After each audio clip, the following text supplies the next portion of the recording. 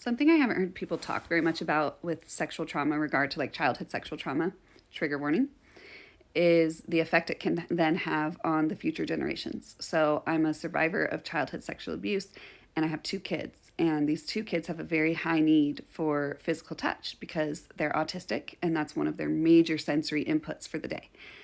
What I didn't notice was happening, even as a licensed marriage and family therapist, like technically I should know what the boundaries all are and what's healthy touch and what's not healthy touch, right? And logically I do, but in my body, it gets all kinds of confused because I will have flashbacks and things.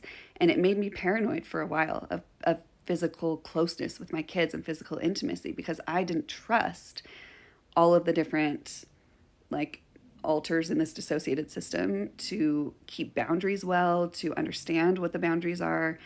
And I didn't even know what the boundaries were, to be honest. It was like, I don't know. Can I do some like scratch my daughter's back or is that messed up? I don't know.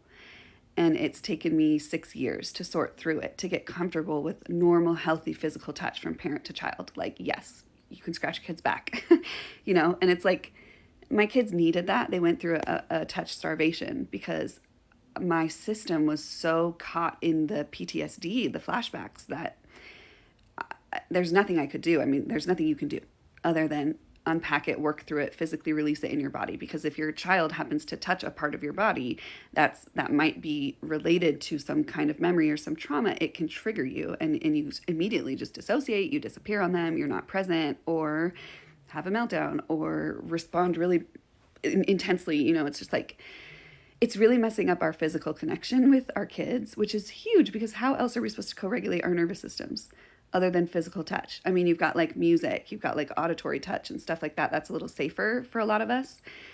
But at some point, you've got to get to the physical touch. And if you have unhealed sexual trauma, it's really confusing and mixed up in your brain. And then if you have OCD with intrusive thoughts, which when you're a victim of sexual trauma, your intrusive thoughts usually include really disturbing thoughts